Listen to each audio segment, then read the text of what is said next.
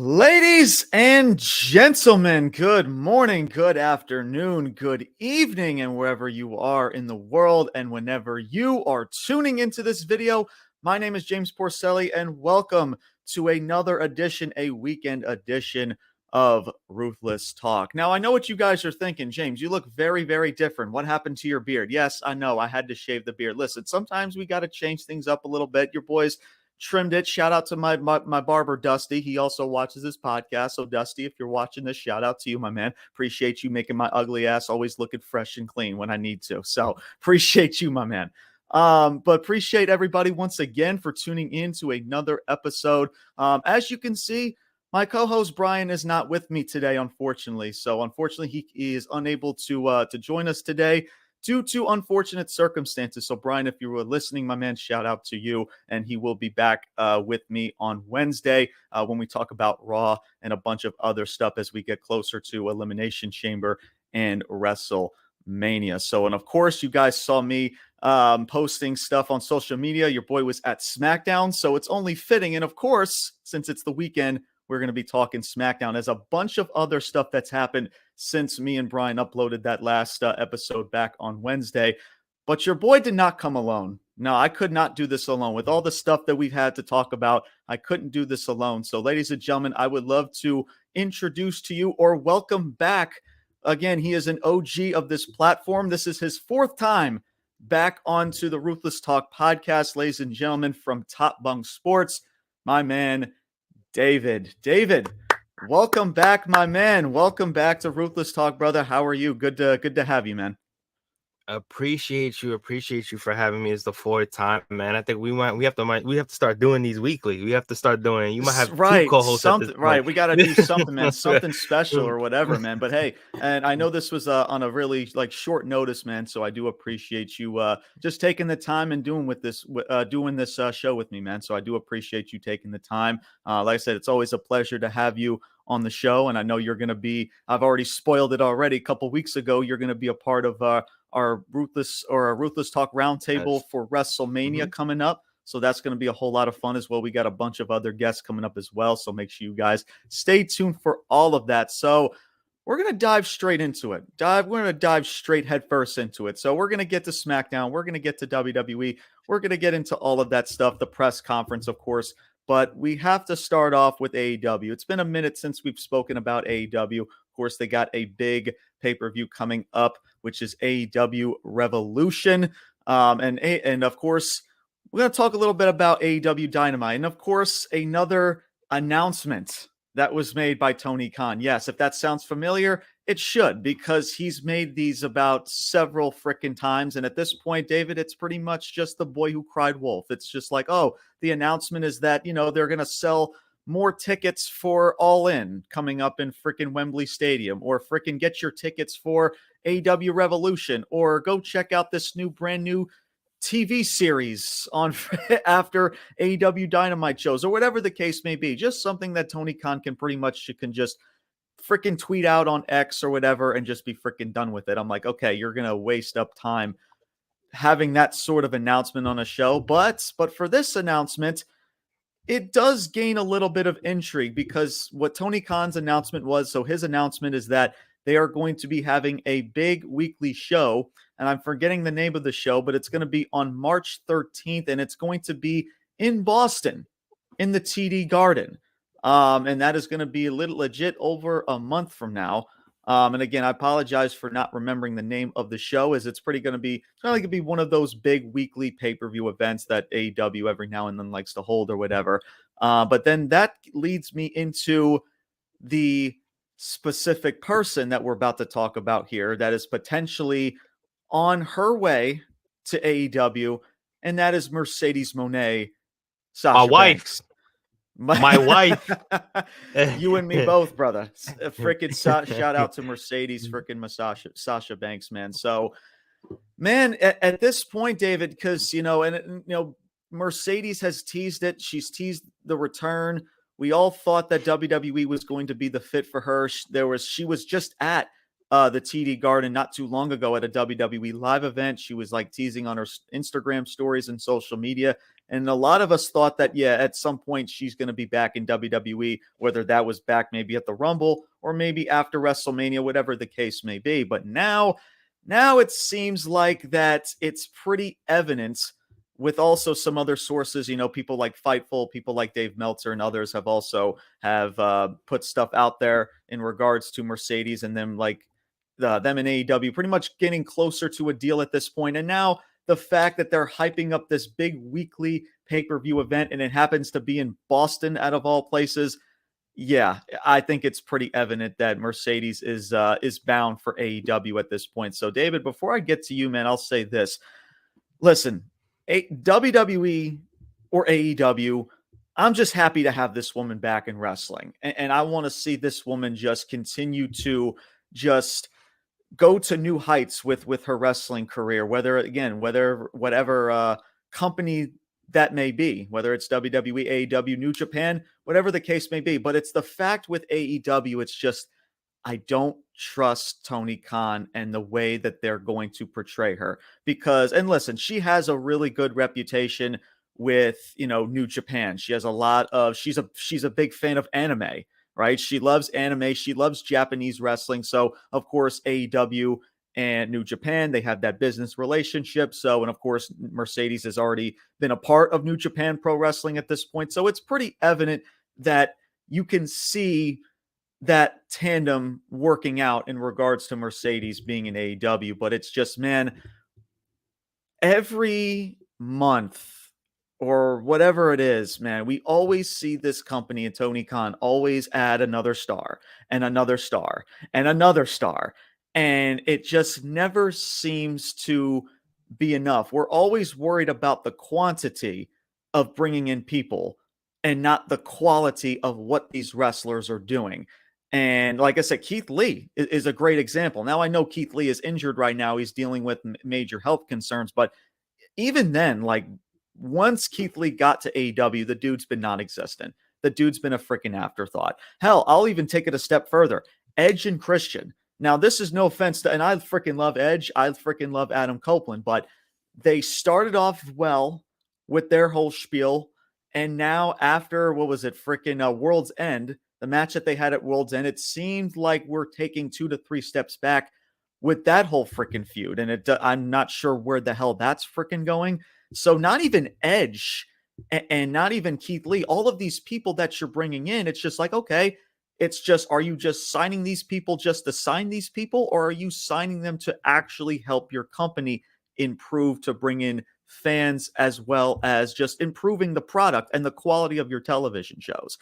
And that's my concern for Mercedes, is that, yeah, she's going to go out there and put on tremendous matches. And that's what I love about Mercedes. She's always everybody's best match. People like Becky, people like Charlotte, people like Bianca, freaking, you go down the line, you name it. Everybody's best match that they've had has always been with Mercedes. It's like an ongoing trend, because she's that good, because she can make her opponent that good. And I think that that's a reason why, me as well as you, David, are such a fan of Mercedes, because she's able to make her opponent look good as well as herself, as well as her having high expectations for herself and knowing her worth, which I never understood why just a couple years ago this entire wrestling community wanted to turn on her like she's this selfish, ignorant freaking person, which is just absolutely bullshit.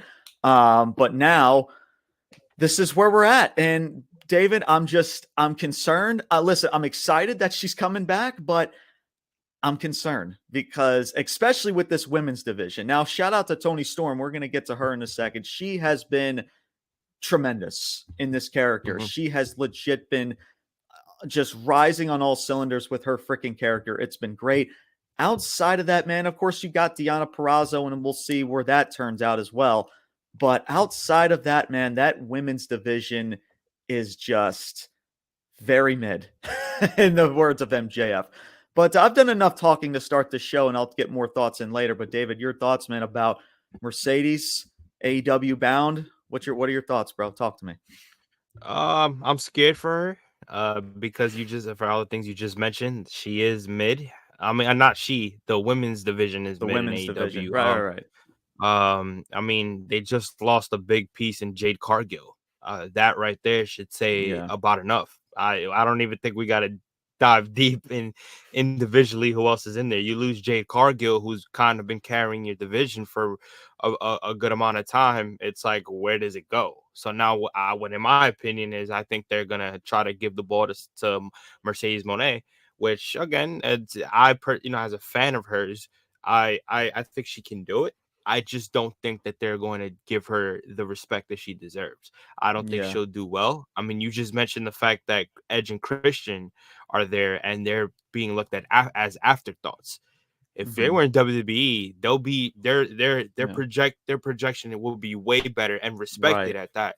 Mm-hmm. So I just think that there's just a way of going about it, and I'm happy for her. Like I'm happy that Oh she's able yeah. to go on. She's getting to Absolutely. AEW, and things are gonna work well for her if Tony Khan and the executives over there do it justice and put her in good spots. But like I said, I'm scared for her because with Tony Khan, it's you get somebody and you bring them down, and to me, it's gonna be one of those things. I'd prefer her to stay in New Japan. I think New Japan was doing very good things with her. Obviously she wants to, branch out and try other brands as well. You know what I'm saying? That was something that WWE kind of kept her back from, as far the negative sides of it. But now that Yeah. she was under New Japan, she was able to go. She's able to go to AEW. She could possibly go to TNA if that could be a factor. You know what I'm saying? And nobody's really gonna block her from that. So Mm-hmm. that's the cool thing about it. I just hope that they elevate her and they don't make her a second, like second fiddle type of thing. If you're gonna if Yeah. that's your top star right now in that division, in that women's division, you gotta make her a top star because I don't see anybody else that's better than her. And like I said, they just lost a key piece in Jade Cargill. So you Mm-hmm. gotta make a replacement, and she's the best one out there. Um, Yeah. the way she cuts her promos, the way she wrestles, I think she wrestles better than half the women in that division, anyways. In my Oh, opinion, for that's just my sure. opinion. Yeah. That's just my opinion. So there's no, you can't. It doesn't matter if you give Mercedes the title or not. She has to be your top woman in that division. So Mm-hmm. I pray for her. I really do because again, AEW's they've been disappointing me since two. It's been about 2-3 years that they haven't been on my good side. So Yeah. Yeah. And hey, man, that's not just your opinion. That's just a fact of life. Yeah. fact, Freaking LA Knight. exactly. So, Yeah. but yeah, like, and you're not wrong, man. And I think a lot of it, though, David, is the fact that, and we've heard about it with Mercedes, is that she was looking for not just, what brand or what product is going to have the best offer for her, but as well as the money. Like she wanted more money than what WWE was paying Charlotte Flair. And I guess that from what I've heard, that just terms were never agreed to. And it seems like Mm-hmm. Tony Khan was willing to open up that checkbook and give Mercedes exactly that. And it seems like that's what's going to transpire coming up in March 13th, as that is the exact date. So, David, you mentioned, New Japan and TNA. As much as I like TNA in their women's division, because that women's division is freaking tremendous with people like Jordan Grace, as well as others, when Naomi, of course, was there too. And shout out to Naomi now that she's back in WWE. It's just, man, like her in TNA and New Japan, I don't know, like it just doesn't sit well with me because, like, and again, what she did in New Japan was tremendous. It just sucks that for her stature and for how Mm-hmm. she holds herself, it sucks to see her very rarely in the New Japan scene, to where a lot of us here in the States don't really get to see much of her. So Mm-hmm. and I think honestly the only stage, and it depends on what AEW has to offer for her, creativity wise. WWE and AEW were the only two companies that are the best fit for her right now, Mm-hmm. in regards to it. So AEW, of course, is going to give her that bread that she has earned by the freaking way. Mm-hmm. But again, like you said, it comes down to what does she do creative wise, and I like at least what they're doing with Deanna right now in regards Mm-hmm. with Tony Storm, because, and I said this to Brian, like you can't have Deanna Purrazzo just start from like the bottom at like an Anna Jay, like in a feud with Anna Jay or a freaking like you can't do that. And I understand like you don't want to thrust her to the title picture so soon, but like there's no other spot because the AEW women's division has just been booked that poorly. You can't put Deonna Purrazzo anywhere else. And I kind of feel the same way about Sasha Banks, Mercedes Moné. Like once she debuts, like you got to think like she's going straight to the top of the mountain. And right now, the top of the mountain is Toni Storm. So what we shall see in regards to it. I just hope that whatever she's doing, it's gaining people's interest instead of just having wrestling matches, just to have wrestling matches. And they're all going to be great. Like she's going to do her thing. But she can only do so much. Right. And that's just why. And I know, David, you said like, I'm scared, I'm terrified for it as am I. But that's the thing that, at this point, AEW just has to start proving it to us that, especially for the women's division, like they are serious about this women's division and making it prestigious. And who knows, people like Britt Baker, Jamie Hayter, who knows when they come back at some point, maybe that really starts to up the ante in the women's division. But no doubt, like Jade Cargill was a massive, massive blow. And we kind of knew that though from the jump in regards to Jade. Like eventually her stature and everything that it just played the part that she is a sports entertainer, and you knew that she was going to be in WWE at some point, as well as I think Ricky Starks is going to be as well. For one reason, he's very good friends with Jade Cargill as well as Cody Rhodes. And I'm sure they've had many talks before, and I'm sure down the road you will see Ricky Starks in WWE at some point.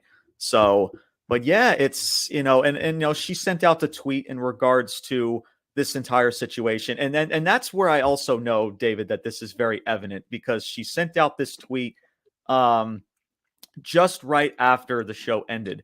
She said, this is Mercedes, and I quote, she says, I remember when you couldn't pay rent. Now I own the whole building that I'm living in. Sky's the limit. Shout out to her freaking theme music. Sky's the limit.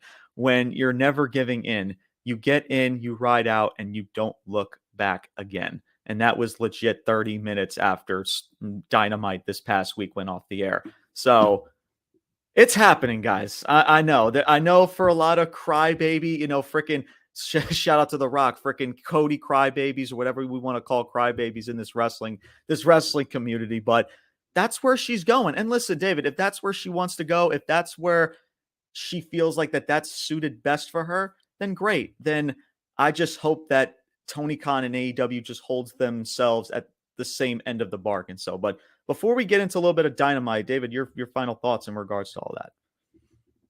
Yeah, no, listen, I think it's the perfect setup for her.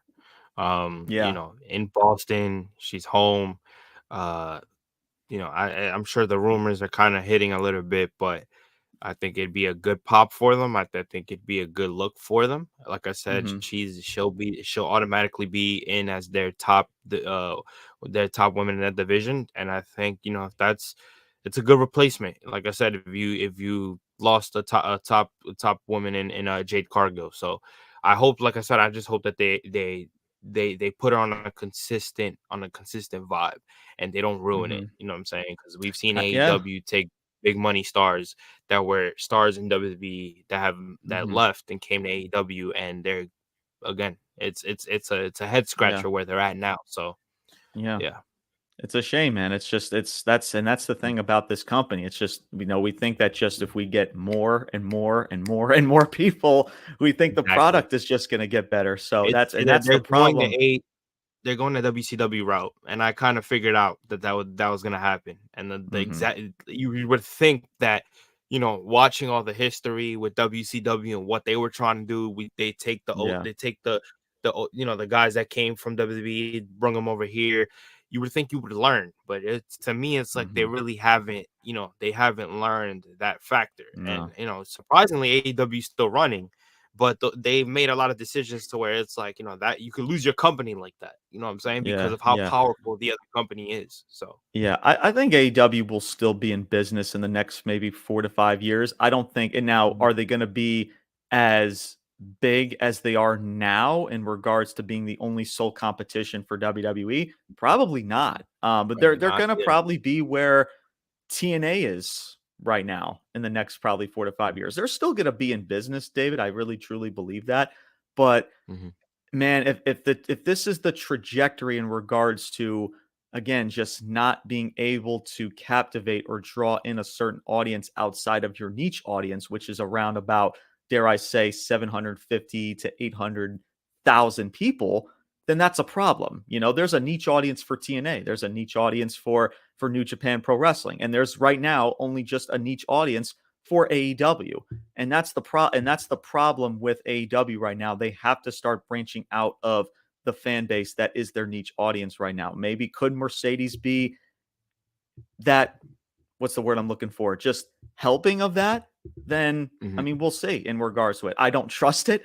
They're gonna have to prove it to me. So we'll see how it goes, man. But that is the announcement from Tony Khan is pretty much hinting the fact that Mercedes Mone is definitely AEW bound. And of course, we'll know more in regards to once we get closer to that weekly pay-per-view on March 13th. And as I should say too, I mean, Dynamite as a whole, and I don't know if you've seen the show at all, David, but I was able to watch it just yesterday and a little bit this morning. Dare I say, decent to solid show. Honestly, and I'll just speak over maybe 2 to 3 topics, as I don't want to get too prolonged in this, as I do want to get into the press conference as well as SmackDown later. But Swerve and Hangman, right? Swerve and Hangman, and I was very skeptical about this whole thing in regards to, oh, I don't know why we're still running this back with Swerve and Hangman, because they fought each other in a Texas death, and now you're having them fight again for a number one contendership. It's like, okay, cool. They got great chemistry. They can put on great matches. Like, that's evident. But what else after that Texas death match, after what we all saw, like, what else do I need to see that I haven't already seen from them?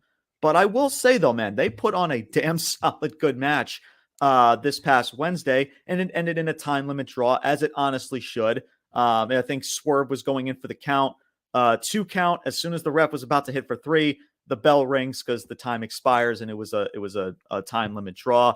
And then Swerve, and again, Swerve has lately been playing the heel, even though he's been cheered. I made this reference, David. It's like he's the Rhea Ripley of AEW. Like, he's supposed to be featured as this heel, but yet the crowd is very well behind him. I mean, as they should be, because Swerve is actually doing a really, really decent job with him, as well as Prince Nana. The Mogul Embassy, I don't know what the fuck they are. I really don't even know, like, the faction that is Mogul Embassy.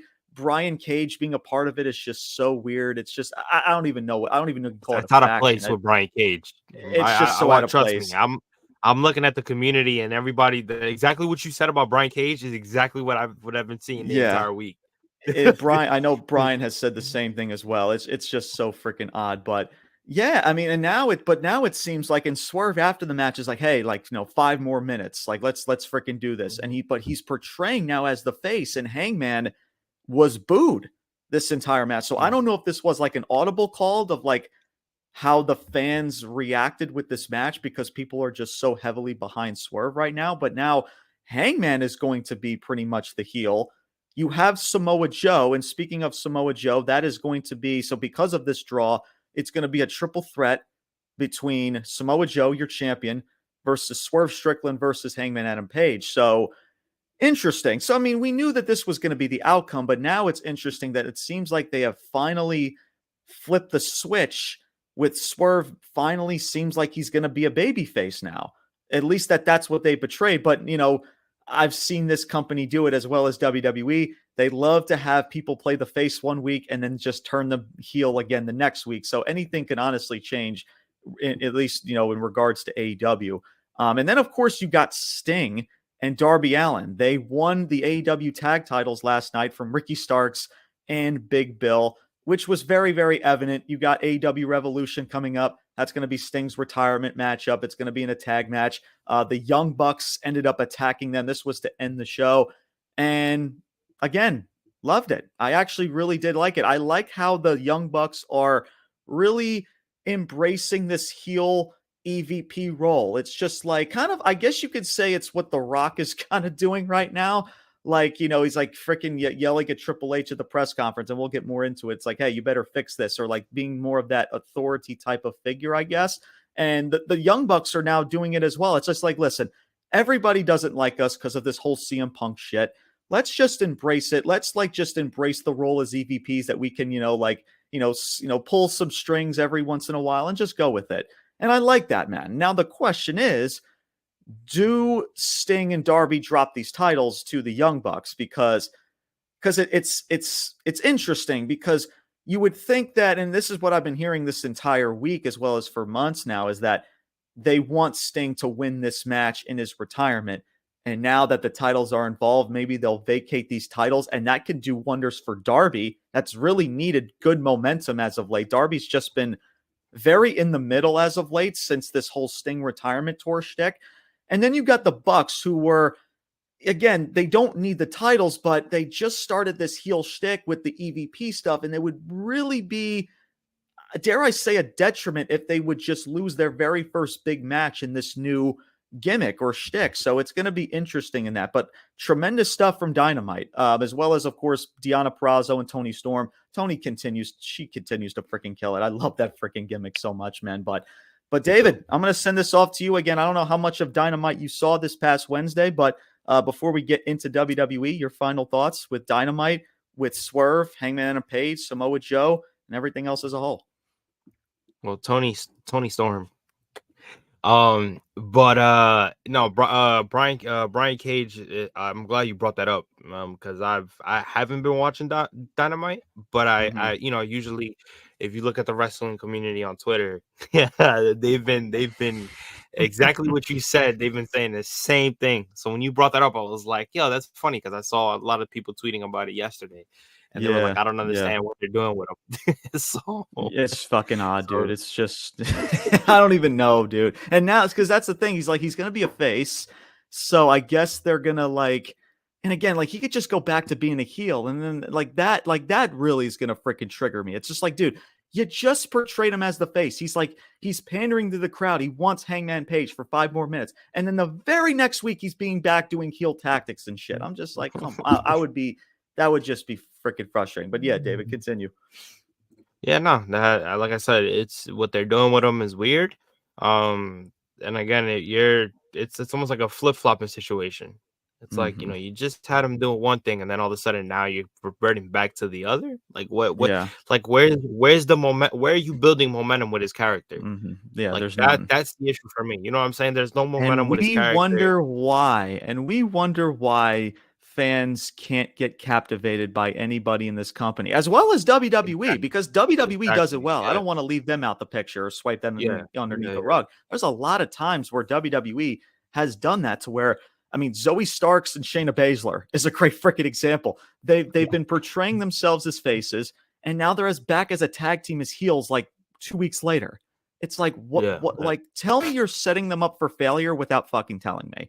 It's just, it's just so bad, man. It's so freaking bad. That's a major problem in wrestling right now. Big time. Trust me. It's never been an issue that's been fixed. That's the crazy part. So, yeah, for sure. Absolutely. So, but we'll see in regards to how this build continues towards AEW, as well as this triple threat. Don't know how I feel about this triple threat, especially with Hangman's part. I always felt, because again, the whole purpose as well for Hangman going after Joe is because Samoa Joe is the guy that made a deal with the devil, Adam Cole, in the whole the Undisputed Kingdom stuff. He is the guy that went into business with them and said, hey, to attack Hangman Adam Page. That's why Hangman Adam Page got attacked by Undisputed Kingdom, when Adam Cole was the devil, the mystery attacker, right? And now you portray Hangman Adam Page as this heel. Nothing seems to add up. Now, again, the match was solid. I like the ending of the show. I mean, it's the right way to go with Swerve, is what I'm saying. But it doesn't help also people like Hangman, to where you've tried to tell a story with Joe. I'm coming after Joe because you hired these goons to freaking attack me, and now you're just playing the heel. And you're just going to go Mhm. back to being a babyface? Like, nothing adds up here. So, and that's what I don't get about this triple threat, man. Just, you should Swerve. If you're going to portray Swerve as a face, then fine, because he's very well liked by wrestling fans right now. And he is I don't want to say over, because over is such a freaking overused term. Like, but he is very popular right now, and he's got the hot hand. Just have him be the face and face Samoa Joe one-on-one. I don't understand. Like, have Hangman Adam Page, if you want him to get to Joe, have him go after Undisputed Kingdom, like one by one. Like, you say, okay, in order for me to get to the head of the snake, which is the world champion, I gotta get to the Kingdom, which is freaking Mike Bennett and whoever the fuck else his name is, freaking Roderick Strong, Wardlow.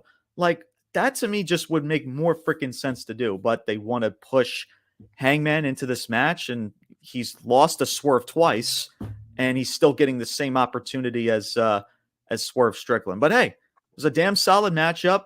AEW does have a lot of positive stuff, but it's just the inconsistency with heels, baby faces, all of this stuff that, David, you mentioned as well. And it's frustrating. And that's why we're just so hesitant about Mercedes going to this freaking company, because she's going to put on a lot of good wrestling matches. People like Toni Storm, people like Deonna Purrazzo, and it's going to be good shit. But is it really helping the company of just having good wrestling matches, hundreds and thousands of them an entire calendar year?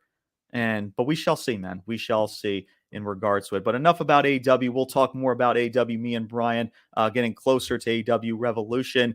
Shout out to Brian. I know he's still trying to look for tickets. I don't know. He might be shit out of luck, though, because I think they're pretty much nearly sold out. But I know he's going to try. But shout out to him. But before we get into WWE Press Conference as well as SmackDown, I want to first talk to you guys a little bit about sports betting. Sports betting continues to rise in popularity, and I want to connect with you all with opportunity to get started. We got Super Bowl, ladies and gentlemen. The Super Bowl is tomorrow, so there is no better time to sign up for your first sports booking account. Having multiple sports booking accounts is the most simple way to maximize your profits, and there has never been a better time to sign up. Like I said, we got the Super Bowl this Sunday, the biggest game of the year between the Chiefs and the San Francisco 49ers. Once you visit our link, which is down in the description down below, that is signupexpert.com/ruthless. You will be connected to all the sports books in your region, along with a review of each platform and its unique benefits. All of these sports books will have valuable sign-up offers to new users. When you register through the link down below, which is once again in the description, you will automatically receive the top offer for each one. When you do use multiple sports books, you ensure that you can always have access to the best available odds, which is the best key for sports betting. So if you want to take advantage of these benefits, definitely click that link down below and help our brand, support our brand, to sign up for your next sports booking account for easy cash and to make your deposit. That is signupexpert.com/ruthless. Again, signupexpert.com/ruthless. David, I got to ask real quick, Chiefs or 49ers? Talk to me. What do you think? We're going to go with the Kansas City Chiefs.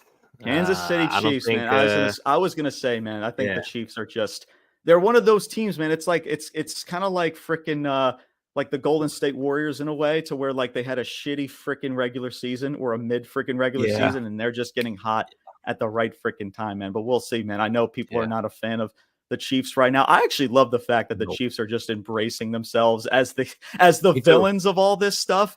Again, I'm not at the point to where I'm sick and tired of them winning, but maybe I'll get there in the next year or two. And then, of course, you just have people that just don't like Taylor Swift, and they just don't want to freaking see her on television. So that's going to be interesting. As I know, I think she's got some freaking she's got like a tour. She's on tour, and I think in like Japan or something. And then, but she's going to be able to fly in to check the game. So.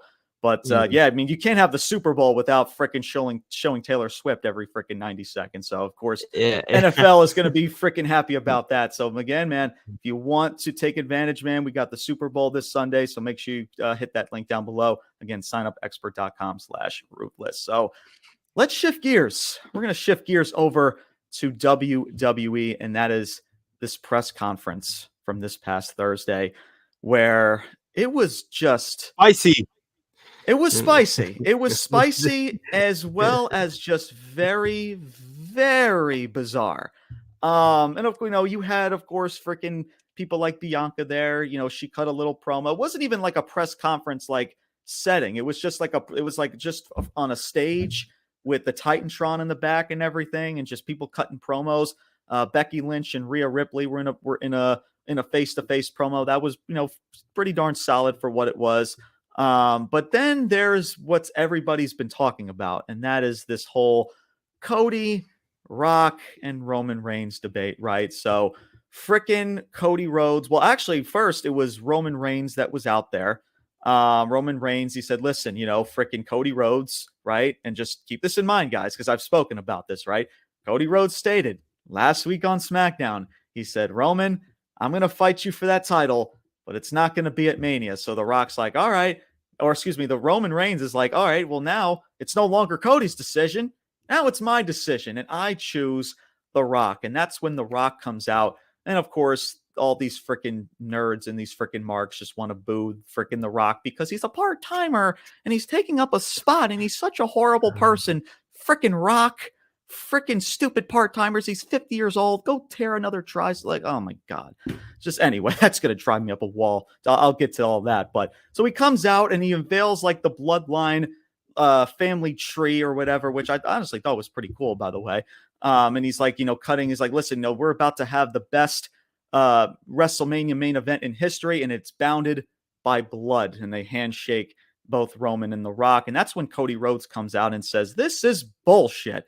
I'm going to also get to that later. And pretty much Cody Rhodes says, listen, it is not your decision. It is my decision. And that's when Cody Rhodes puts the stamp on and says, I challenge you, Roman Reigns, in the main event of WrestleMania. And that's when tensions got heated. People started bringing in family. He's like, listen, you're irrelevant, just like your dad from freaking, that's what Roman Reigns said. And then freaking Cody Rhodes is like, listen, if your grandfather was here, he would be ashamed of you. And that's when The Rock started to get triggered. The Rock was like, listen, you talk about his blood, you're talking about my blood. Now we have a problem. And he slaps the ever-living taste out of Cody Rhodes' mouth. And then it gets heated. It gets spicy, like you said, David. Even backstage, Triple H was backstage, or Paul Levesque, I like to just call him nowadays. But the freaking Rock and Roman were about to leave. He's like, listen, you better fix this. He's like, he's gonna talk shit about our family like that. You better fix this. He's like, it's out of line, and you know it, freaking from Triple H. Like, no, it's not out of line. Like, have him keep talking shit like this, and that's what he's gonna get. And Triple H also said something before he left. I'm forgetting what it is, and that was the press conference, at least for that degree. So, David, I'll have you start this off, man, because I have a lot to say. I've said it on TikTok, but I still got more to say. But I'm going to have you start this one off, man, because I'm curious to know what you think. Your thoughts about this press conference and Cody Rhodes. It's official. It's Cody versus Roman. The Cody crybabies got what they want. All these marks and all these nerds got what they want, and here we are. So, but your thoughts, man, in regards to this whole press conference. Yeah, I kind of like the fact that they were using that platform not to make it a regular press conference, with the table and stuff like that. Yeah, kind of had, yeah. You know what I'm saying? I like the different direction. It was very different. It was very, It's a cool visual. It was out of the ordinary. Yeah. But I also like the fact that they're pushing this Rock heel persona. It wasn't as I think people are comparing it to Hollywood Rock, and I would disagree for the simple fact that the Hollywood Rock was more of a joking heel. Like, there was always something about his promos where he would always find some. You couldn't really tell if he was really a heel or like a face, kind of like it was in the middle. This one, on the other hand, he's on board fully, tearing everybody apart. And I was upset when they kind of had Cody announce who he was going to face, because it was like, you just did a SmackDown not too long ago, having Cody do a promo say that he wasn't going to, you know what I'm saying? Like, so where does that go into, how does that change all of a sudden? And I've been vocal about that. I don't want this. I will say this again for the 100th time that I've already said it. I don't want this main event to be a triple threat. Do not give me Cody versus Rock versus Roman. Scrap that. Scrap it completely. It does not. I don't care what people think. I don't understand why people think that's a money grab. It's not. It's not, because it looks, you have The Rock where it's like, okay, what is he in the ring for? The man literally came back to do one job, and that was to fight Roman Reigns. Now it completely changes everything because now they want to have him in a tag team with Roman against Cody and Seth. Like, I just don't understand. Like Oh there's so God. many ways you could go about it. I just don't understand why. Like that's my thing. It's like, there's so many people trying to justify it, but mind you, the people that are justifying it are Rock ass shakers. I want people to understand that. Not people that are legitimately watching this shit on a daily basis, trying to like understand why it doesn't make sense. These are just the people that are Rock ass shakers, that are fans of the Rock, that are happy that he's back, right? So Right. it's like, Yeah. where how does that play out? The only way that I could see them saving themselves from this disaster is if Rock and Roman towards the end of the match get into some kind of scuffle. And shout out to my guy Tank from Twitter. He brought this up when when we were in a space. Shout out to Keith who did it. He brought up the fact that there could be a possibility where Roman and Rock end up having some sort of some sort of disagreement in the match, right? And that kind of leads to, eventually Roman they'll win the match, right? Because he feels like Drew is gonna cost the match for Seth, and that leads up to Seth versus Drew at WrestleMania. But if Roman gets the pin, him and Rock are gonna have some kind of dispute. Roman ends up winning the match, and he kind of stands tall, while the Rock kind of looks a little bit like, second nature type of thing. Like, Roman stands tall, he wins the match, and he's like, I'm the guy. Like, you're trying to defend the family, but I'm the true guy that's taking the entire Provider of the thing. family. You know Yeah. what I'm saying? So then that kind of leads to their match. Now, what I was saying was I like that. But if you look at it from Roman's perspective, because there's a lot of people that don't think that Roman should fight 2 nights, I think he should. I think that adds to his I would greatness.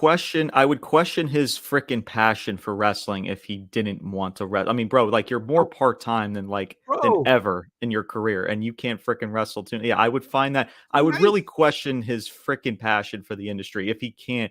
If of course, if WWE gives him that opportunity, said, hey, we need to have you wrestle 2 nights, and Roman just doesn't want But to they do it, then should. That's the thing, is they should, yeah, because it yeah. puts him on a level above everybody else. You think that Mhm. this reign of him trying to pass Hogan and Bruno Sammartino is gonna put him at a level? Why don't you add to that and have him Mhm. be the first superstar to fight 2 nights? Because what they can do is this: Roman and Rock first night, Roman beats The Rock. Now, then when he comes into night 2, and they'll do an interview, they'll do a segment to where he's gonna rave and ramp about the fact that I've already defeated the quote unquote so-called head of the table at one point before I took over, and now I'm gonna win in night 2 and keep my title against Cody Rhodes, and he won't be able to finish the story. But if Mhm. they're gonna have him lose to Cody, granted, but at least have Roman go in there with a big victory over The Rock in night 1, and then have him lose the title at night 2 if they do. Right. I think it works Yeah. in that perspective. But these people keep thinking triple threat, triple threat. And I'm like, it makes no sense. It doesn't look good for The Rock. Like, if you look at Yeah. The Rock, if you look at where they're projecting The Rock, a triple threat does not look good for The Rock. He didn't come back for that. You know what I'm Right. saying? And Yeah. it doesn't look good for their setup. If you're setting up that SmackDown to where Cody comes out and says, I'm not fighting you at WrestleMania, then you have The Rock come out, then what the hell was all that for if you're gonna have a whole triple threat? Like, bro, I that's where I'm like shaking my head. And then these people that be like, well, you got to understand, The Rock is coming out because he brings in more ratings and he helps. No, I get it. He's gonna do that anyways. I need the story to make sense. Sense. That's what I Yes. need. Like, I don't Mhm. understand why people don't get that. But Yeah. hey, the one, like I said, the one thing I don't want is a triple threat. That's all I don't want. Right. I feel you, bro. I've screamed to the high heavens about the same thing, and I've also pitched the same thing about Rock and Roman and Rock night 1 and Cody versus Roman night 2. Because here's the thing, I'm not against Cody finishing the story. Like, I'm really not against it. Just get the shit over Mhm, with, right? Like, it should mhm, have happened mhm. already last year at Mania. If you want to just do it this year, just fucking do it. Like, get it fucking Yeah. over with. But as long as I'm also getting at some point because it is a dream match. It's a once in a lifetime dream match between The Rock and Roman. And I've spit the same. It's funny you mentioned that, David, because I legit said the exact same thing about Roman fighting 2 nights. You can have him beat The Rock for the title or not. I don't like David. I don't even give a shit if the title's even on the line. It doesn't even have to be. Yeah. Like, Yeah. have Roman go over The Rock. Everybody gets the dream match that they want, and then use that victory to add an extra layer going into Cody versus Roman night 2. It's like, I don't understand how hard this is to book. Like, you get it. Like, You seriously. understand it. Like, I don't. Because here's another thing too, David. It's just like, and this is what I also don't understand. A lot of people think, well, oh, you can save Roman and Rock for next year because there hasn't been a story since this whole, like, what's the story between Rock and Roman? I'm like, are you guys fucking serious? Like, the story speaks for itself, you fucking schmucks.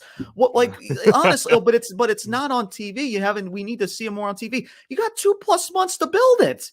You tell me you can't build it for 2+ months and to freaking, again, if the plan is for Cody to win this title, which I don't even think it's going to happen anyway, freaking David. I truly believe 99.9% Roman is walking out of Mania again this year with that freaking title. I'm telling you. I've said it to Brian just last episode. Oh no, I don't want. No, trust me, I don't want it either. But that's my gut feeling, and that's what I'm pretty sure is going to freaking happen. And I'll say this too. As we're saying, as you and me are saying, we don't want it. That's not to discredit Roman Reigns. Roman Reigns has been the best heel that this company has had in the 5-6 years since they made him a heel back in 2020 of SummerSlam. That is, I'm putting that out there. That's not to discredit what this man has done. He has carried the load since they made him a heel and since they made him champion. Granted, but Cody Rhodes is on a different level right now. And the fact that he lost it at 39 and the momentum hasn't got off of him and he still has the fans are still with him, because you'd think that, oh, he couldn't get it done at WrestleMania 39. This whole story shit, we're done with it. Make him a heel. Whatever. No, the fans still want to see it. So why not fucking finish the story? That's like, come on, yo. It's right there. Like, bro. I'm telling you, bro, I truly feel like it's because of the fact that, and I've said this from day one too, as well as Brian has, like, this company does not like when you make a name for yourself outside of this company. They don't freaking like that shit. They'll make you a top star. LA Knight's a great example. LA Knight was mega freaking over just a couple months ago. And now you can see they have cooled this motherfucker down. I knew it, bro. I'm pissed. The height was the Money in the Bank ladder match. He had so much steam going into that match. You did not want to give him the briefcase. You want to give it to Damian Priest, and nobody gives a flying fuck about Damian Priest holding onto a freaking briefcase. Go ahead, David. And here's another thing about LA Knight, because I know he's not in our conversations about this, but I know you brought him up. Stop comparing him to Austin Theory. Austin Theory dropped the ball. I want people to understand. Can you stop?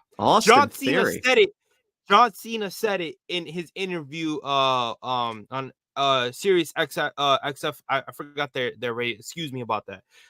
He had an interview that came out, and he was explaining why, the whole thing with Austin Theory and why the promo went the way it went. It's because Austin Theory was not at that level yet. He wasn't ready to carry a big match. The fact that Cena, put him over and WWE couldn't capitalize. Austin Theory couldn't handle it. He wasn't good at his promos. Was he a good wrestler? Absolutely. But he couldn't cut promos and it wasn't going over. LA Knight's a different story. LA Knight knows how to shoot promos, knows how to wrestle, but WWE is messing his momentum up so quickly and so bad that I wish that this guy would just come out and say he quits. I want him to go to a different company just so they could fucking see what a different company would do with a star like that, because it's embarrassing. It is embarrassing. No, so I just wanted to say that, because I see people on the time I talk about, oh, he's Austin Theory 2.0. No, he's not. He's better than Austin Theory, in my opinion. You want to switch Austin Theory to a face? It doesn't count. Austin Theory can't cut it as a face. I'm sorry. Like, this shit's annoying. I can't have conversations with people like this, because it's like, if you watch the product, you would know. You guys got to watch the product consistent. James, you know better than I do. How many times have we spoke about the embarrassment that they put that Austin Theory has gone through? And part of it is his fault. It's a 50-50. Well, LA Knight's doing everything correctly. The fans are behind them. The momentum is there. Look at SmackDown. SmackDown, he got a huge pop. You were there. How loud was his pop? It was crazy. loud. It was loud when he came out. Because they still want to see him succeed. But the thing is, WWE is not looking at it that way. He doesn't have to be in the title picture. He doesn't. No. Matter of fact, if they want to, they could put him against Seth at WrestleMania. Now, granted, they're not going to do that because of Drew McIntyre. They're not because of Drew McIntyre, because I think Drew McIntyre is gonna face Seth at Mania. But can he have a title? Can he have a title? Can we put him in a meaningful segments to where it still builds his character up? So then after that, if he wants to fight Drew and have a feud with Drew or whatever, like put him somewhere where he's relevant. I don't think they're doing that enough, and his momentum's gonna go down, and everybody's gonna forget. And it's like it's embarrassing. But Austin Theory had the ball and he dropped it. That's the problem. The fans were behind him, whether he was a heel or not, and he couldn't cut promos. And eventually, he thought to himself, "Oh yeah, no, I could get over that." Mind you, Cena already spoke to him privately and told him, "Yo, you need to be better. You need to do better." Dude, he put him on blast. He embarrassed this fucker. I'm glad he did. National TV. I'm glad he did. I'm glad he did. Oh my goodness! Oh yeah, you're preaching to the choir about LA Knight and then Austin Theory. I never heard of that comparison. That's whoever brought that freaking debate up. That's just freaking. Bro, I've seen it. I've seen it a lot. It's disgusting. This wrestling community is interesting. Very interesting. By the way, but go anyway, check out that John Cena interview if you guys can. I forgot his name. I'll definitely check that out. I'm so sorry. He went into details with the whole Austin Theory thing, and while he did give him credit, he was also putting it out there that I had to tell this kid like I'm gonna go at you in that segment that they did back and forth where he was basically telling he was going at him. He's like he told him backstage, he's like, I'm gonna go at you. This is to prepare you. This isn't to embarrass you. This is to prepare you. But you have to be ready. And he wasn't ready. And even though Cena still did the job for him because he needed to, it at the end of the day, they didn't do enough to carry him after that. I don't know if Cena could put anybody over ever again, bro. I really don't. Like, bro, they did it with Theory, bro, and they did it with Solo. And I like Solo. And he didn't just put Solo over, he put him over. Like he put him over, dude. And Solo, he lost to Orton so simplistically just a couple weeks ago. So it's like, you did all that for Solo for what? It's very freaking odd. But I do want to get back on track with this whole press conference thing. But I love the passion, David. I love it. Trust me, I've said the same thing about LA Knight for freaking months, that he should be at least holding on to this briefcase and doing something with it. Like him holding on to the briefcase is such a cool visual. And it's believable. And you can have him hold on to that shit for months. I don't like. Listen, Priest. Go ahead. Is one question before we get into the next topic. Do you think that they'll have him win the briefcase and have Money in the Bank this year? Or do you? Bro, I haven't even thought about that really. Right now, dude, no. I'm not. Right? No, I don't really think so. I haven't really thought about it, honestly. I mean, I think he'll be probably in it again. I think he's going to be he's probably going to be in this chamber match coming up, as he's got a qualifying match on Raw. But it's odd, man, of just how the narrative of because of pushing people, not pushing people. It's just very weird. It's just very, very freaking weird. But back to this press conference before we get to SmackDown. Just this Rock and Roman thing, man. Listen, the Rock and Roman, people don't want to say that there's a story. Oh, we've told this story for Cody for 2+ years, and there's no story between Rock and Roman. Guys, you have one person, right? Roman Reigns. He's been calling himself the tribal chief for 3 to 4 freaking years, right? He's been manipulating his family. He's manipulating his cousins. He's been taking out everybody. And then the one person that can only stop him is the actual provider of the family. And that's where freaking Dwayne The Rock Johnson comes in. And you could tell that story for 2+ freaking months to build that up towards Mania. You don't need to have a full year to captivate people. It's the fucking Rock. He's in the snap of a finger. You're already sold just from that narrative alone. Like, dude, goosebumps. I freaking said this same crap just a couple episodes ago about the narrative of Rock and Roman even freaking feuding or having a match in the first place, right? People want to say like, oh, Rock is taking up a spot. Guys, he hasn't wrestled in 10 fucking years. What spot is he taking? Like, the fuck are we talking about? This dude has not wrestled in 10 years. What about the rest of the year or the rest of the time when The Rock isn't there, right? The wrestlers have the stage. It doesn't make any freaking sense. Go ahead, David. I'm glad that they're not doing it with what they did with Punk. If you remember, just because they wanted to complete part 2 of Cena and the Rock, they had Punk drop the title to the Rock. I thank God that they're not going that route, because when they did that, listen, I'm a diehard Cena fan. When I got into wrestling, it was because of Cena. But as much as I wanted to see a part 2, it wasn't right. They should have never done that to Punk. So I'm glad that they're not doing that in terms of having, him wanting to come back and do a whole run and take the top spot, because it's like you're there for that match and you're there to boost the ratings of WrestleMania, but also get WWE out of the negatives that they've been in. So it's like, I'm glad that they're not doing it in that route, because it was And then there's this tag match, right, that I've been hearing. This tag match between The Rock, Roman, and then Seth and Cody are going to freaking team up. Guys, David, thank God that we had to sacrifice Roman and Rock to get a fucking tag match. Guys, I wouldn't give 2 single shits if this was on a Monday Night Raw. Why do I need to see Cody and Seth team up? Can someone tell me? Guys, why? Why? Just because here's the problem that I have, and I want to end it with this.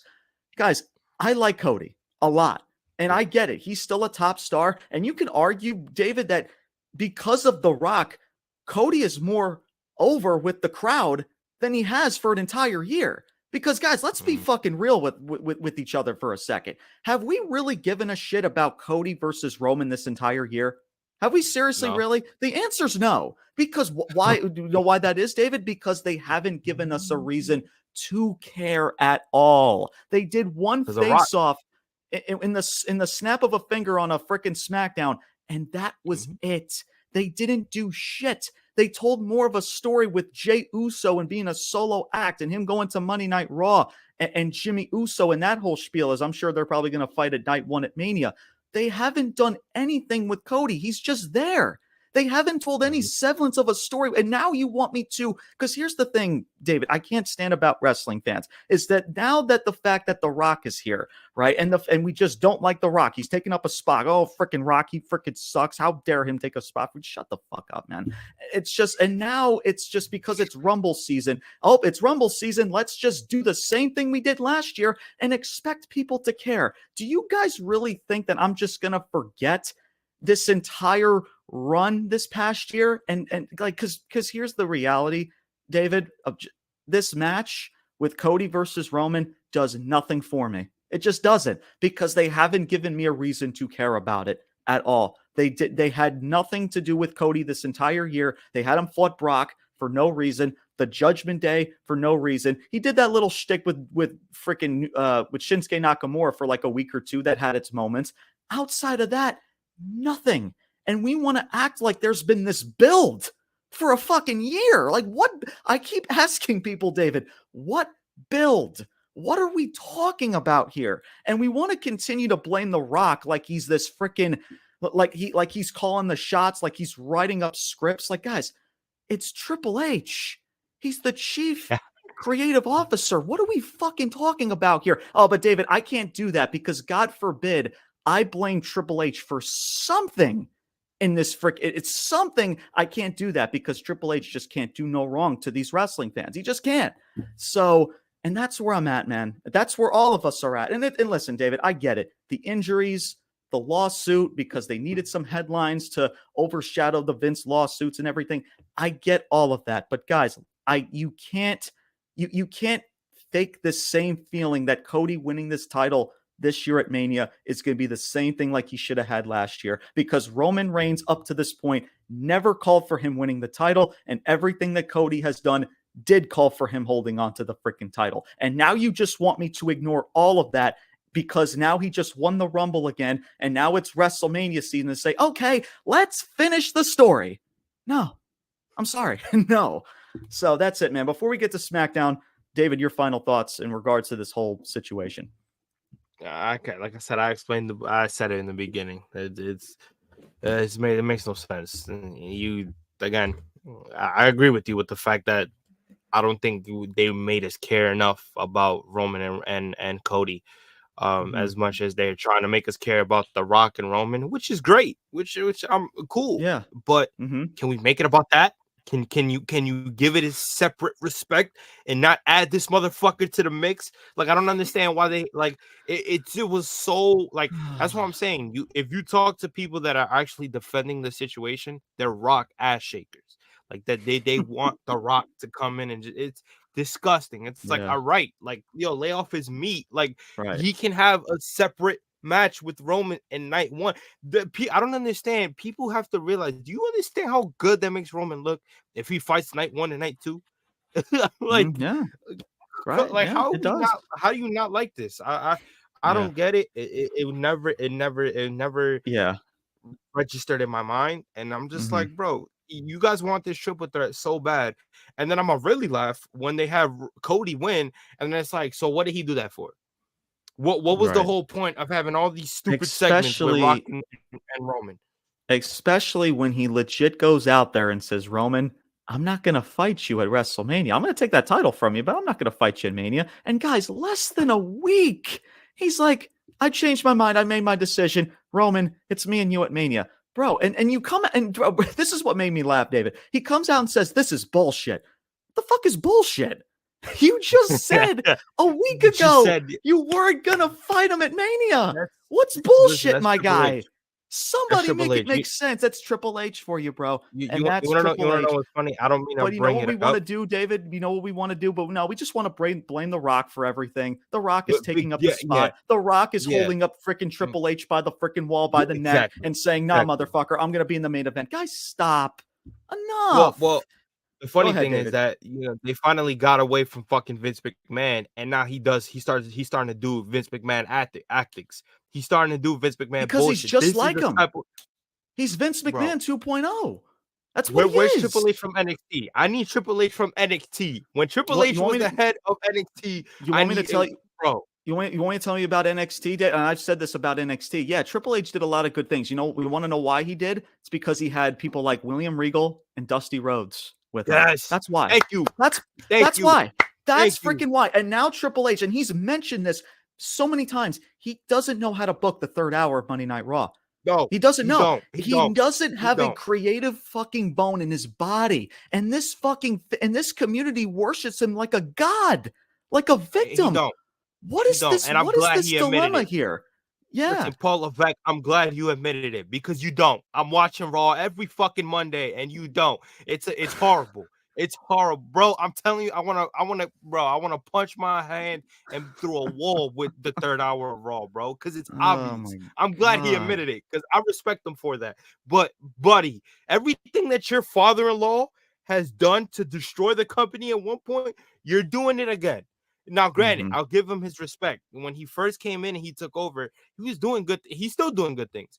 Just this little thing that you're doing with Rock, Cody, and Roman, it's not working. It's not working, in my opinion. No, and it's evident. It's evident. It hasn't worked. It hasn't worked for a full year. And now people just want me to just get on board with it. It's like, oh, but James, he's going to finish the story. Okay, like guys, let's say if Cody Rhodes hoists up that title freaking in WrestleMania, like, are we going to bust a load over it? Are we going to call up our buddies and freaking say, he finished the story? Yeah, like, what are we going to fucking do, guys?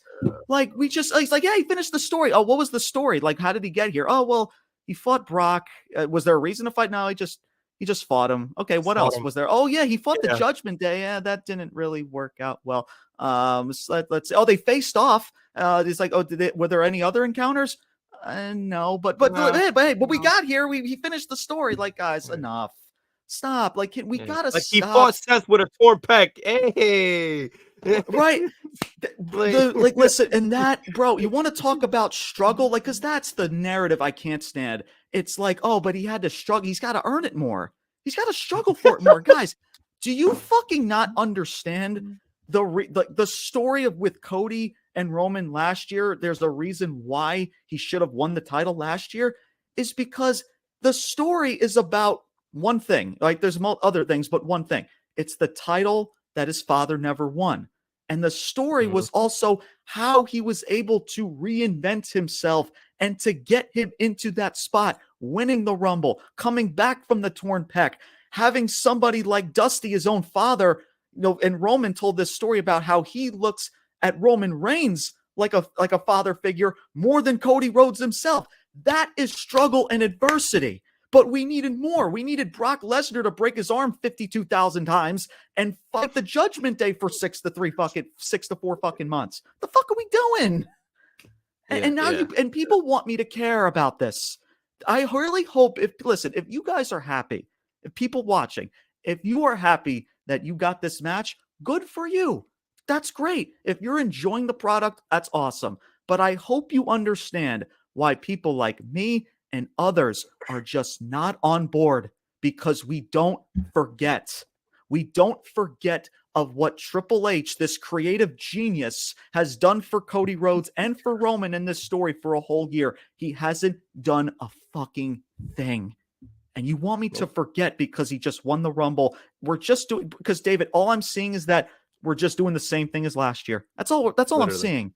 It's literally all we're doing. And then you're just adding The Rock to the situation. And we're just adding The Rock. And granted, Cody, the heel Rock is really freaking could be really good. And yes, they could do stuff, David, to where you can salvage some stuff and make it fun. But guys, you can't. You're gonna have to do triple 10 times that to really get me more invested into it. Because I don't mind Cody winning the title, but you got to make me care. You can't just say, "Oh, he won the Rumble. He won the Royal Rumble. He's fighting Roman at Mania. Now you got to care." No, motherfucker, I'm not, because you're not giving me a reason to. But yeah, heel Rock. I mean, dude, it's The Rock. He's going to make it freaking great. And I do like the fact that, because like you said, David, I think the reason why people compare it to like Hollywood Rock is like the whole shtick that he did on the Pat McAfee show, calling freaking Cody Rhodes fans Cody Crybabies, which was freaking great. I freaking love that shit. It was awesome. But now you're seeing it's more like of a, what's the word I'm looking for? Like this serious corporate, maybe not corporate, I don't know if it's the right word, but like this serious vendetta of blood, like the Samoan blood, like the bloodline now. And it's so, which I like. It could be fun, but you're going to have to do more. Like it's going to take more than just a promo or two or this and this and that to get me on board, because that's the situation, David, that they've put themselves in, is that you're going to have to get a lot of other people on board, to get me and others to really get invested. And that's, like I said, they'll win this. They'll win this whole thing if they just have both of them fight separately. Have Roman and Rock night one. Have Cody and Roman. I don't even care if Cody loses. If Cody loses and they don't finish the story, granted, all right, cool. That's it. At least he had another crack at it and he couldn't get it done. If they have Cody win, they have Cody win. But keep them separate. If this is a triple threat match, I'm gonna fight somebody. James, you're gonna have to bail me out of jail. I'm gonna fight somebody in Korea. I'm gonna have to take a flight to Philly and I'm gonna fight somebody, because bro, I'm telling you, it's not a good look. It is not. As much as people want to say it is, it's 3 mega superstars. It looks stupid. That's what I'm trying to get at. Yeah, stupid. And you want to know why? I'll add, and we'll get to SmackDown, guys. I promise. I know we're prolonging this because there's a lot to talk about with this. It's frustrating, man. But the triple threat match, guys, here's why it doesn't work. Right? It's the fact that, listen, Cody and Roman is a separate story. Cody being involved with Roman and The Rock is not needed. It's a separate story. Cody versus Roman has nothing to do with The Rock. It's that simple. It's that fucking simple. You're just blurring the lines of adding all of those people in there. It's not a good business decision to do. And that's just it, man. And that's just it. So, but that is all of our thoughts about this press conference. That went longer than I anticipated, but hey, I love these discussions, man. I really, really do. So we'll see how this prolongs, man, in regards to where we head towards the Chamber as well as towards WrestleMania. But yeah, just a very, very odd press conference. Again, the visual was cool. Like you said, David, it was a cool little visual that they did. I'm glad they did do like some corporate type of, like you'd see in the UFC, right? Like everybody just sits in chairs. I'm glad they didn't do that. So I thought that was like, it brings like the wrestling dynamic of it. So, but yeah, man, it's just, it's a mess. I said this last episode, David, like the one word I can describe this whole situation, bro, it's a mess. That's just what it is. Yeah. And WWE's in a massive hole. Some of it's not their fault. I get it, but that's just where they're at. And we'll see how they dig themselves out of it. So, but let's get to SmackDown. We won't go over this entire show. Like I said, your boy was in the building freaking last night. And I said this to you, David, what a mid show. It was freaking mid. And listen, granted, I had a good time. I sat in my seat like a good boy, and I enjoyed it for what it was. See, guys, I can enjoy stuff when I want to, but I'm not just going to ignore the fact that this show was very, very mid. And that's just what it was, man. All I saw last night was just pure, utter laziness last night. The only thing that is even worth talking about, if you want to bring up the Triple H thing to start the show off, which I'm not shocked that he start the show off. I thought it was the only right decision to have him start the show off, either then or to end the show. It's one of the two. So that whole dynamic, calling out The Rock, like the old dig to The Rock, like, oh, it doesn't matter if you don't like that decision, which was, I mean, I guess was cool to a degree. It kind of like prolongs of like Triple H saying, hey, listen, I'm the authority figure. Just because you're the board of TKO doesn't mean like you get to pick and choose like what's going on creative wise. So I guess it was fine for what it was. But then right after that, David, all we got the rest of the night outside of Bayley and Damage Control, and we'll end it with those two because they deserve to end this freaking podcast of how well that segment was done last night. All we got was qualifying matches. Fucking qualify, guys. Listen, this is why, David, I don't like qualifying matches. This is why I don't like tournaments. It's lazy. It's lazy booking because you don't have a creative bone in your body to get people captivated, to get into WrestleMania, to really get storylines and layers added. When do we pick this up? We're just cruising on to the chamber. When do we start getting freaking creative? When do we really start picking things up? It's WrestleMania season, is it not? And all I'm seeing is a bunch of baby faces versus baby faces. I'm seeing people like Bianca Belair versus freaking Munchkin Mia Yim. I'm seeing freaking Randy Orton and Sami Zayn. Now, granted, I like Sami Zayn, and I have a very good I have a soft spot for freaking Randy Orton because, like, man, again, one of my top feuds when I started watching wrestling, it was two of them. One was Cena versus Edge, and then the other one was Randy Orton during his Legend Killer days against The Undertaker. This was back in like 2004, 2005. So I have a very good soft spot for Randy Orton, and it's great to see Randy Orton, especially live. But guys, he's facing another baby face in Sami Zayn. Like, I don't understand, David, this dilemma of why people think it's a good idea to have a baby face in Sami Zayn that just returned at the Rumble, by the way, to put him against another star in Orton that is more of a polarizing star in Orton. What are we fucking doing here, guys? And Sami Zayn loses this Elimination Chamber match. I mean, I don't know why, David. I thought, like, honestly, that Sami Zayn was going to win this because of this whole thing with him and Drew McIntyre, but I mean, he already defeated him at Monday Night Raw, so I can't be shocked with that. So they want big star power for this match, even though you're competing for a title that's on freaking Monday Night Raw, but what the hell ever. I mean, Adam Pearce was there, so I guess you could say there's really no brand split in this situation. Am I right? So yeah, man, it's pure. And as well, I'll throw Drew McIntyre in there as a positive. Drew McIntyre continues to freaking kill it. He's been tremendous in this heel shtick. And, and I'll send this off to you, David, as I say this, and I said this even last episode, like, Drew at this point, you have to give him the ball. You just have to. But the problem is, man, is that you're going to have him fight Seth again. We have seen Seth and Drew what feels like 17 freaking times in the past 3 months. And we're going to do that at Mania, the biggest show of your calendar year.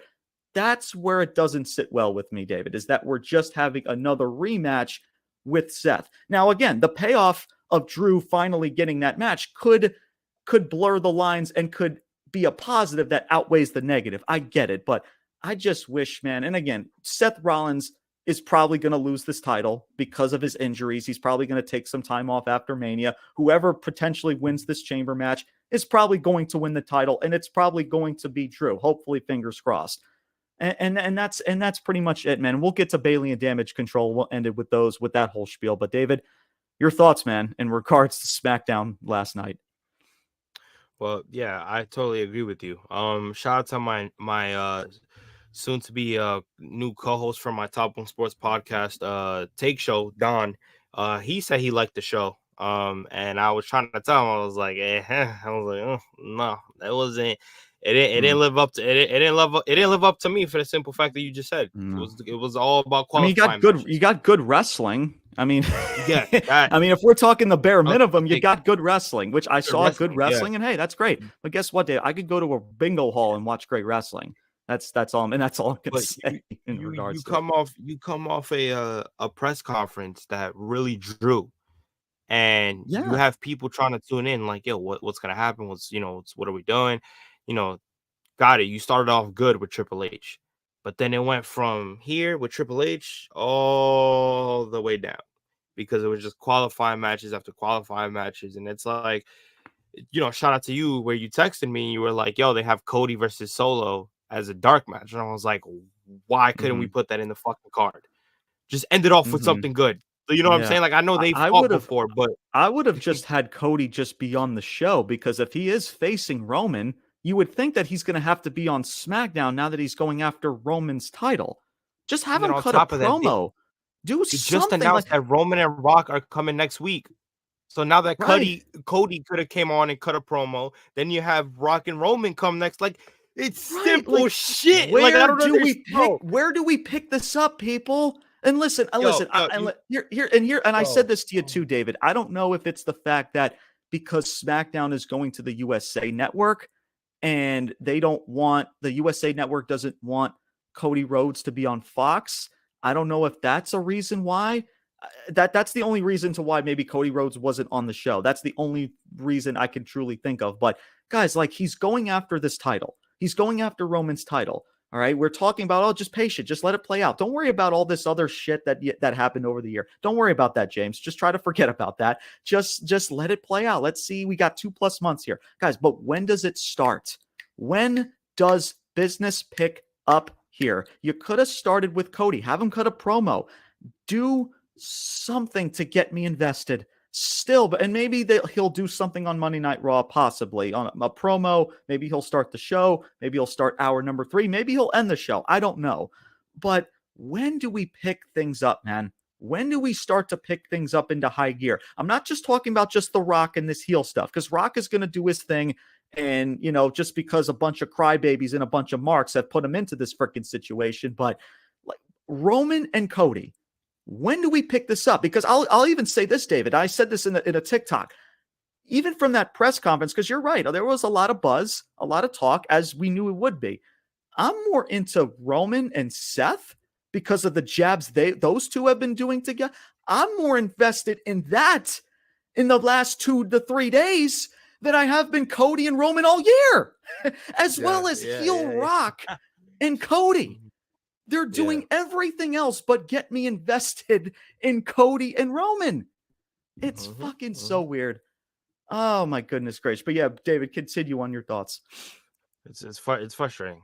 Like I said, it's really frustrating. It's like I'm about to, if I could find Triple H's email right now, I'd be like, yeah, I got me and I got this dude James Purcelli from the Ruthless Talk podcast. We might have to take over for creative control at this point, because everything that they're doing, it's simple shit. It's simple shit. Bro, I'm telling you, they're getting away from the factor that they need to stay on, and it's focus on Roman and Cody. And if they're gonna go night one with Roman and Rock, give it its respect, man. Give it its respect, and they're not doing that. Shout out to Roman and Seth for the jabs that they did. That shit was beautiful, funny. Absolutely funny. I was on my feet with that. I was like, I give him a round of applause. Roman last week cut the best promo and that's saying something, because Roman cuts tremendous freaking promos. That promo last week on Seth was freaking awesome. It was freaking great. I know, guys, I'm using the terms awesome. When do I ever spew those words? And I'm legit, and I'm being serious. It was freaking tremendous. Like, dude, the guy's out there. It's like he calls Seth Rollins his little brother, and he's like, Exactly. No pop. There's no pop from the crowd. And then he's like, do workhorses walk like this? And he freaking starts limping. He's like, you can't be, he's like, you say you're the guy. You can't be in your wife's clothes for 2+ years and say you're the guy. Like, it was just great, man. It was so good. Like that altercation, they're doing more with that than they're doing with Cody. It's just facts, man. Look at, like, just really focus on what you're watching, because that's just what it is. That's what I'm seeing from my own 2 eyes. So, yeah, man, it was tremendous. Seth and Roman, like, man, it was really good stuff. And again, the heel Rock stuff could, again, be tremendous in what the Rock does. It's just, but I'm waiting for what gets me excited about just between Roman and Cody. And there's nothing, So, and like you said, with qualifying matches, man, it's pure utter laziness. That's what I saw last night. And by the way, here's what I'm more disappointed about than anything. I didn't get Tiffy time. Where the hell was Tiffany Stratton freaking last night? Yes, bro. What the fuck? She was in the building. She was in freaking Charlotte, and she didn't come out. So you wanted to put on qualifying matches, but I couldn't freaking get Tiffy time freaking last night. Come on, man. I'm trying to see her fine ass, bro. I was waiting for her, bro. That's wifey. That's another wifey. I got a bunch of side chicks. I got a bunch of wifey lists. And she's another one. She's fine as hell, bro. I wanted to see her on my list. To Tiffany Stratton. Yes, she is fine as hell, but she is damn good at freaking what she does, man. Yes, she is freaking awesome. I can watch that. I'm telling you, Charlotte, I hope you're taking notes on freaking moonsaults.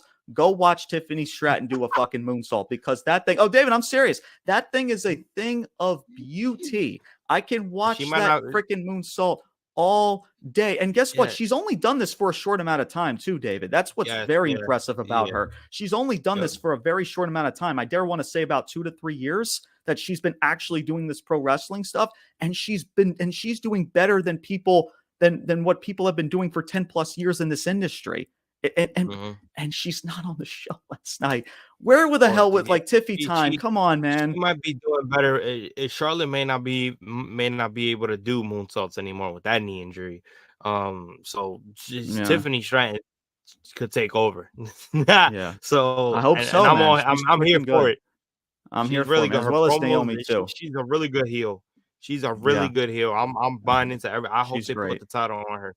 She's great. I'm the center of the universe. Where's my applause? She's great. She gels in it so well, man. Like, Toodles, freaking love it. I freaking love it, man. I can't emphasize that enough. But let's get to the final topic, or the final piece that we want to cover on SmackDown, and we will wrap things up here. And that is the only thing that's worth even talking about this freaking show last night. And that was Bayley and Damage Control, as they continue their storyline, as it is now official that Io Sky and Bayley will face off in a one-on-one match at WrestleMania. Dakota Kai comes out, and she's like in distraught. She's in distraught, and she's like, I had no idea this was going to happen.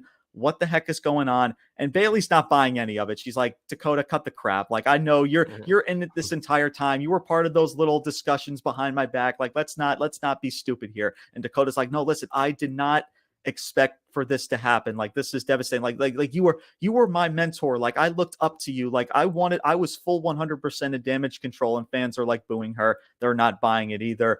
And, Dakota's trying to plead her case and everything. And this was great. And I have to say this, David, and I said this on Twitter. This is and what Dakota and Bayley are doing right now is tremendous. Really good stuff. And the crowd wants to do a fucking what chant? Like, can our attention spans be any more fucking small? Like, guys, this is the best thing the entire show. And we want to start a fucking what chant? Can we stop? I'm trying to, like, Brian, like, David, I'm trying to focus on this segment that's doing very well, and fans have the attention span of a fucking squirrel's freaking brain, and all I hear is what? Shut the fuck up. Oh my God, man, I can't stand it. Anyway, so Io Sky, Kairi, and Asuka come out. They surround the ring. And Dakota, at this point, she's out of the ring. But Bayley's surrounded. They all surround her in the ring. And then Dakota Kai gets a chair. And it almost seemed like she was about to strike Bayley with it from behind her. But then she ends up going after everyone else. Io Kyrie and Asuka from the apron, and then they all retreat up the rampway, and it's Dakota, Bayley standing tall, and Bayley's like, "All right, I appreciate the assist," but you could see the look on her face. She's like, "I still don't believe you. I still feel like I'm an island on myself," and I love that, man. That visual of Bayley, like, I still don't trust you. I appreciate the help tonight, but moving forward, you still got to earn my trust because I don't believe you. Yeah. Simple Yeah. yet effective, David, and I loved it. It was really good stuff, and I just hope they keep this going. Keep adding more layers with Dakota. Add a layer with Io of why she did what she did. Really make this story personal. Like this group has been together for a very long time now. Really make it personal. Hopefully, the added layers continue. Really solid stuff between these ladies. Thought it was tremendous. David, your thoughts, man, with Bayley, Damage Control, and everything else as a whole. Yeah, I thought it was very well planned out. I thought it was a great segment. You see the emotion out of everybody. You kind of see Io Sky and how she came out, and you could tell like she was a bit like confused, but you see everything played out very well. Dakota Kai, by the way, Dakota Kai looked great yesterday. Just putting that out there. And so does Bayley. Ever since Bayley put on a little bit of weight, I think she looks great. I think she looks good. But I like the fact that Dakota Kai kind of has her, she's kind of like the odd man out type of thing, where it's like, she's trying to explain herself where she doesn't really know what's going on, and she kind of has her her moment there with Bayley. And I like the way that they're playing that off, where Bayley's still kind of like, yo, I don't trust you yet. You know what I'm saying? Like, I'm not just gonna give you a pound yet because I don't know exactly where you're at. I mean, I thought she was gonna hit Bayley. You know what I'm saying? Like, I thought it was gonna be like one of those ones. And like, that's what's so you know what I'm great, man. You saying? don't know. Like, is she on the side of Bayley, or has she been like in this? Maybe not like plotting this the entire time, like she's the head of the snake, but she's a part of it. Like, she was a part of this turn and everything. So again, and then that's just all I ask for. Give me a story that leaves me with good questions, man. So it was good stuff, and it's going to be curious to know, because I know Dakota is technically injured. I don't know if she has been cleared to wrestle or cleared for just for physical altercation, but we'll see. In regards to it, you would think that she's kind of like involved, or maybe they're going to have her involved and not have too much physicality, but I guess we'll soon find out, man. But David, continue, David, your thoughts. Like I said, I think it was well planned out. I think everything it's going great. The best segment of the night, best segment that I've seen so for far. Sure. I just like the fact that they're taking everything, piece by piece.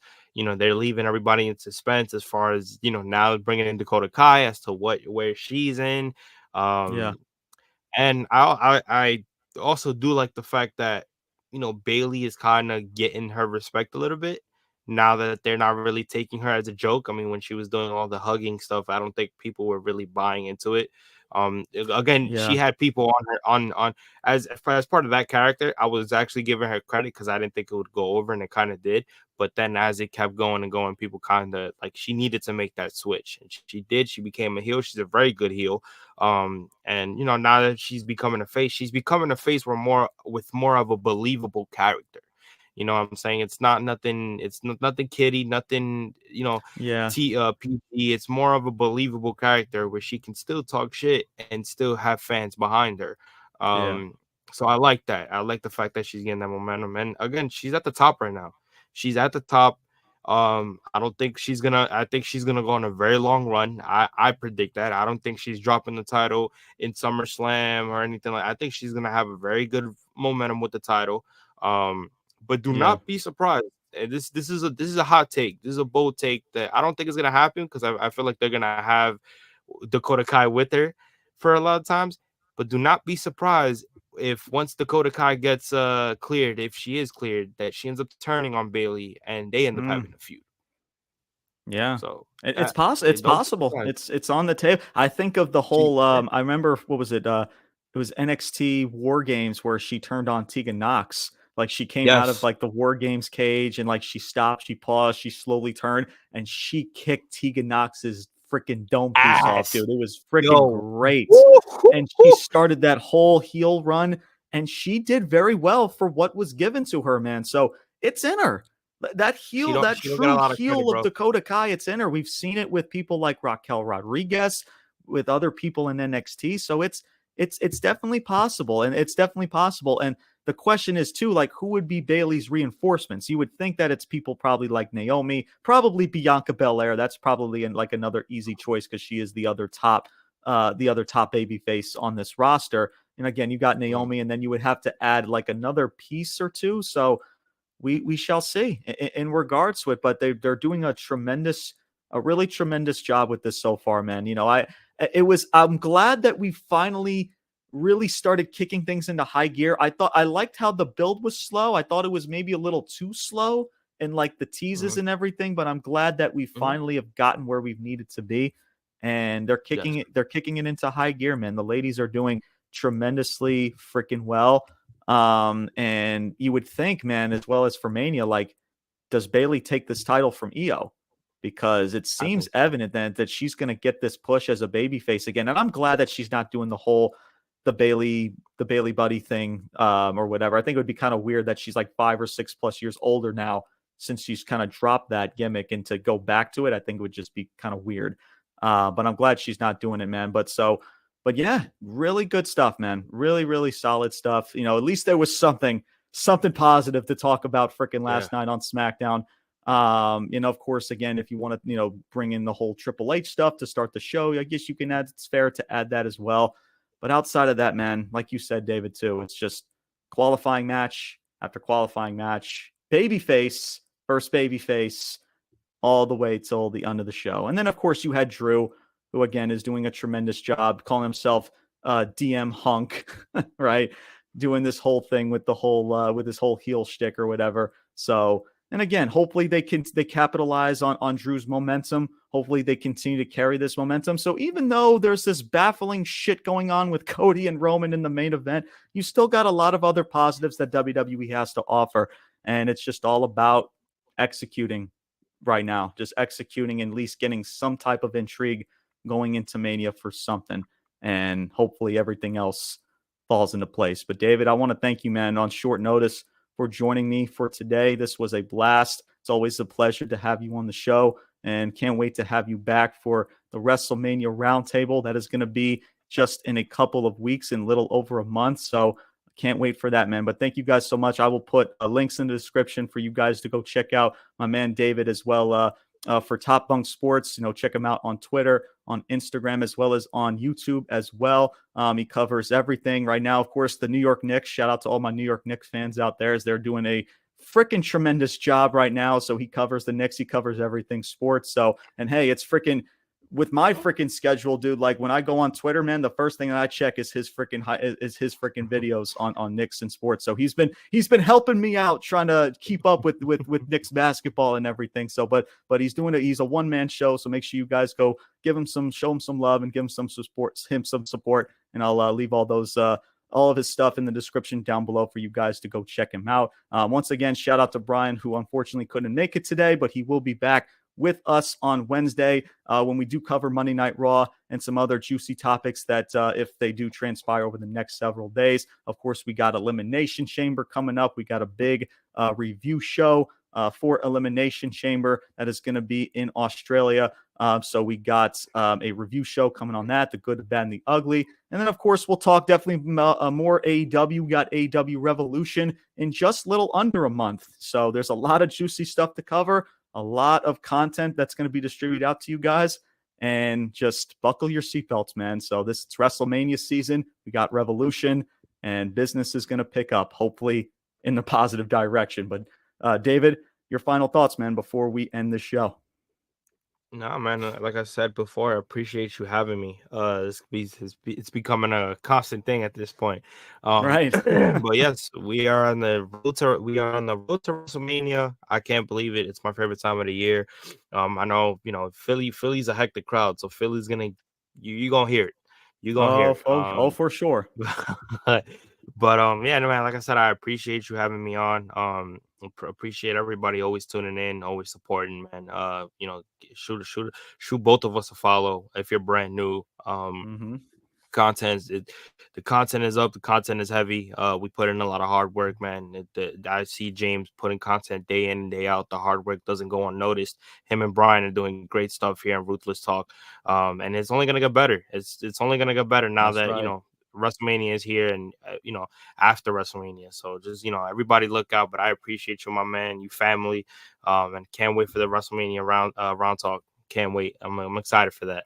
Same, brother. Same. And much love to you, my man. Appreciate you coming on. Yeah. Like I said, man, we got to do this. Like I said, it's becoming a regular thing now with you on here, man. So we got to set more of the stage for you too, the next time you come on here. So appreciate you as always, my man. You've been great. You've been just want to thank you again for just, since day one, you've supported this platform since day one. I just want to appreciate you and just keep doing your thing, bro. You're grinding as well over on Twitter, on YouTube, and everywhere else, man. So just keep doing your thing. Of course, me and Brian will always continue to support you, man.